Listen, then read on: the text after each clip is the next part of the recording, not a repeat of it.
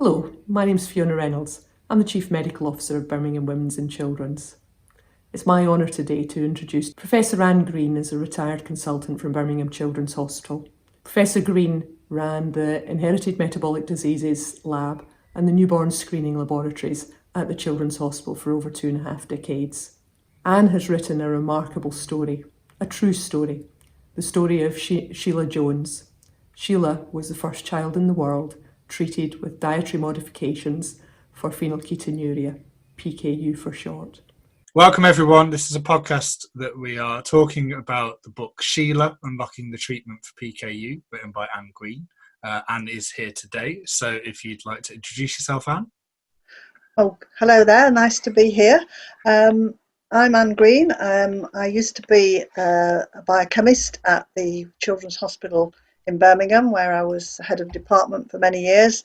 I'm now retired, but I have a long-standing interest in metabolic disease and in PKU in particular.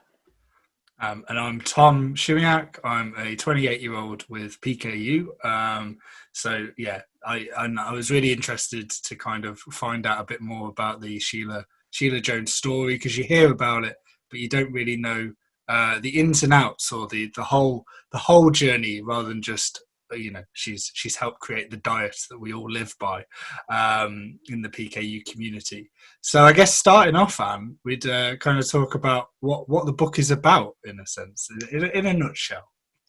Well, it's about this little girl, Sheila Jones, who had PKU. It's really her story. She was born in 1949, diagnosed when she was 2. And at that time, of course, there was no treatment for PKU. Most individuals would be cared for in what we used to refer to as asylums, and the future was very bleak. But her mother, Mary Jones, persisted in demanding treatment. And so the doctors at the Children's Hospital at the time set about preparing the special diet. And she was the first in the world to be treated for PKU. So the book essentially tells Sheila's story and that of her family. Obviously, the scientific publications occurred quite soon after the work in the 1950s. Well, this is Sheila's story with that of her family in Birmingham throughout her life until she died in Birmingham in 1999. So I guess you kind of covered it a little bit there, but what was your main motivation, and why the book? Why the book? My career revolved around PKU for about 40 years. Because I was a biochemist at the Children's Hospital, that's where the work took place. That's actually where the diet was prepared, in that very department. And Evelyn Hickmans, who was the biochemist at the time, was obviously my predecessor. So I was aware of the history of this and the real importance of it, and the pivotal work that had taken place in Birmingham. So I was there, if you like, in situ.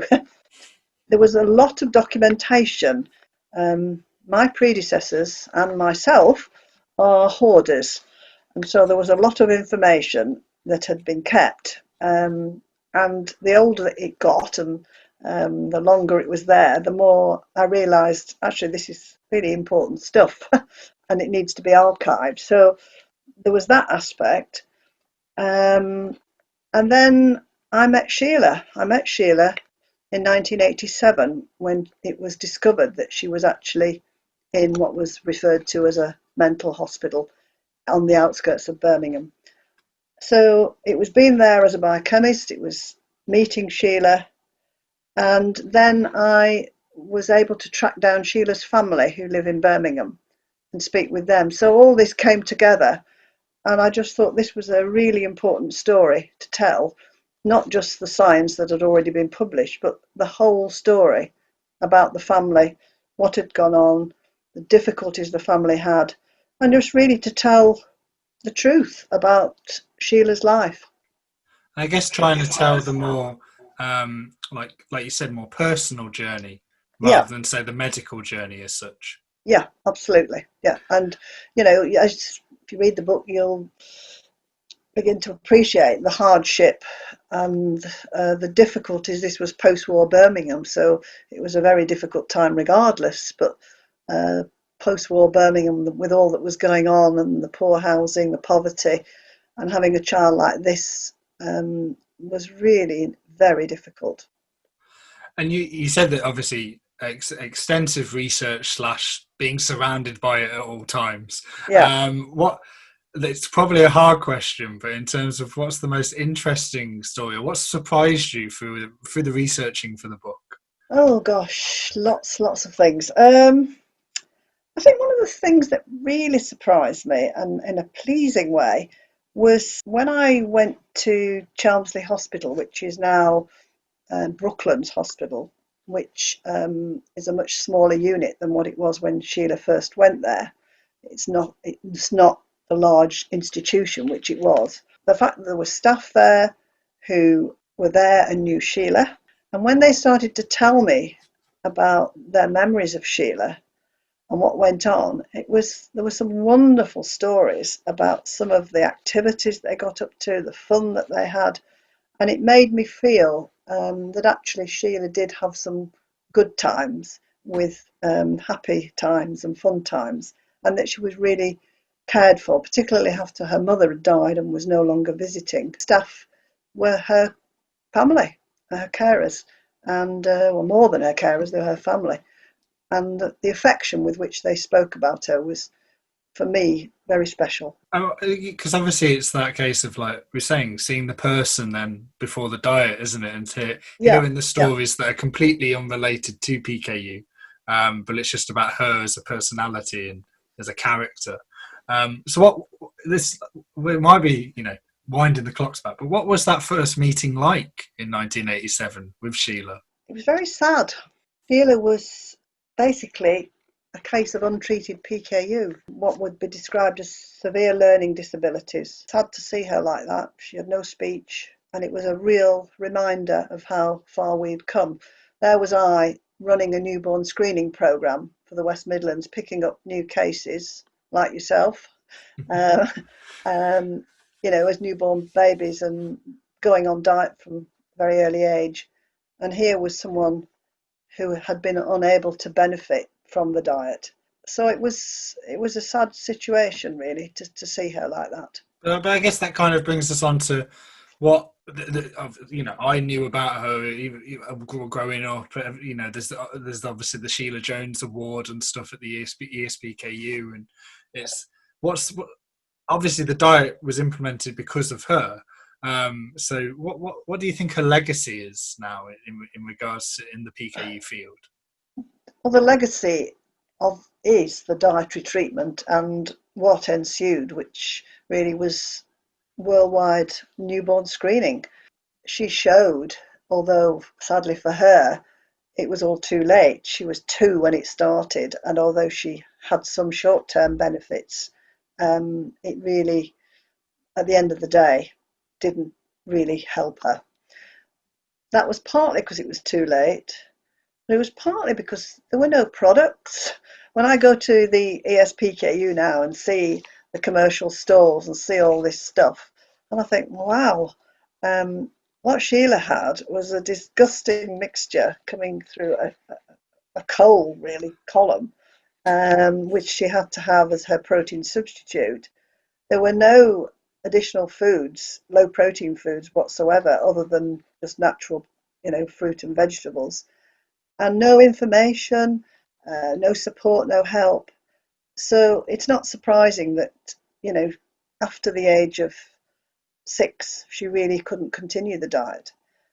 And of course, we have to remember then that actually we didn't know how long the diet should be continued for. When I first started in the field, it was normal practice to discontinue the diet in school children because it was felt unjustified to continue. Maybe it didn't benefit, and also continuing it might have other adverse effects on psychological or emotional effects. So we just didn't know all that. So the legacy is huge. It was showing that it could be done, and it was opening the door or unlocking, as we've said so many times, the way forward for the whole of the dietary treatment, and look how it's taken off. It's incredible. Yeah, I kind of just think about when I was born in the early 90s, it was diet till 10, and Yeah, then it's slowly been extended over and yeah, over in time, yeah, and it is that case of learning as we're going, in a sense. And I think that's it's testament really to Sheila and her family that were kind of the forefront to pushing to make sure that this actually yeah, happens. yeah. Well, I think that, and the courage of the doctors really, because giving something that was completely unproven, what harm might you do? Um, and did we know enough about it? The answer was we knew nothing about it really. So I think it's courage all round, but it was undoubtedly Mary's perseverance and demands that she wanted treatment, and that was the constant theme, which was the way really that things were pushed forward. Yeah, so I think it's really a story that families to people with PKU kind of need to hear this personal journey that Yeah, kind of then makes us, uh, in a way, grateful for where we are, in a sense, because it's what you said, unlocking, it's opening that door, it's saying that, look, this is a whole different side that you can kind of look at. And like you said, that the amount of products there is now is so yeah. much more compared to even I when mean, I was born. It's and crazy. again, looking back, this Sheila was treated in 1951. As already mentioned, the fact that this was difficult because it was rationing post-war, but also the other disorders that were around at the time. PKU was way, way down anybody's sort of radar. So when Mary went to live at Aston, which was this very poor, deprived area, it was about malnutrition and poverty. And the people who were trying to help, very early days of this sort of, if you like, the social, the support that she might have got, people wouldn't have known about PKU, wouldn't have heard of it. So there was nobody to help her manage a diet. And her brothers have vivid memories of the struggles that their mother had in trying to just give Sheila this product. Yeah, and I think it's that, it's again the case of it's quite a hard disability to spot, isn't it? In Yes, terms of, yes, because it can yeah, rear its heads in different ways, so people yeah, just think it is learning yeah, disabilities or something yeah. like that for the untreated side. So I guess yeah. So about the going back to the book. You've obviously, you're not just writing it now, you've finished it, so it's kind of, when's the launch, where can people get it from, so they Yep. can hear more about Sheila's story. Well, thankfully it got delivered just before the lockdown for COVID-19, so I'm afraid that is rather sort of a bit of a hiatus because of the situation. But it got delivered to the publisher, and I'm now informed that it's all systems go. The publication date has now been announced of the 16th of October 2020. It's being published by a local company who specialise in history and local history uh, here in the West Midlands. They're based in Redditch and called Bruin Books.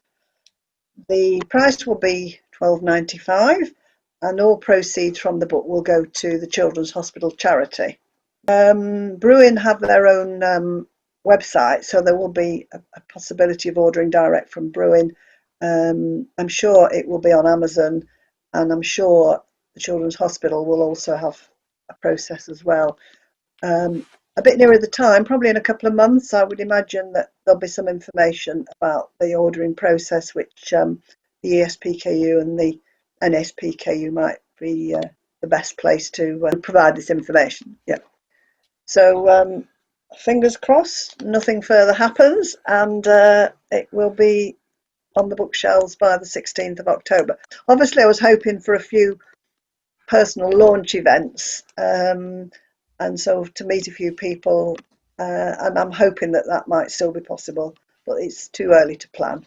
Who knows? We are recording Who this. knows? We're recording this in June, aren't we? So Yeah, who we're knows what the recording world this. will look like in Yes, I haven't been October. much further than my garden as we're sat here. Yes. So yeah, I guess like there isn't much more necessarily to comment on. I guess it's just that just reiterating really, you know, the book is so important for the community to read, isn't it? And Yeah. I think one of the things that just struck me thinking about it was that when I read those notes from the admission process at Chelmsley Hospital, which are in the book, how did Mary look after Sheila for 9 years? She was a big, strong girl with no real help. She had no family support. She had other children to look after. And it would have been very easy for the family to break up in those days, I think, in some way, and for children to be taken to be cared for elsewhere. But that didn't happen, and I think that's huge testament to Mary's love for her family and wanting to keep them together. And you said that kind of echoed onto Sheila herself, didn't it? In terms of like being very protective over family, and I think it's that you know, I think that's almost like the unwritten or unheard about story, yeah, isn't it? The Mary yeah, story, because it's that yeah, case of like yeah. just persistence and trying, and then like you said, the 9 years. It's a long time. Yeah, It's a long time. especially in those times and circumstances, Yeah, like you've already I said. mean, she lived in that terrible back-to-back house for 2 years. 2 years. Wow. Before she sought help, which she clearly needed help herself, but it was just sheer exhaustion and stress which led to her nervous breakdown. Yeah.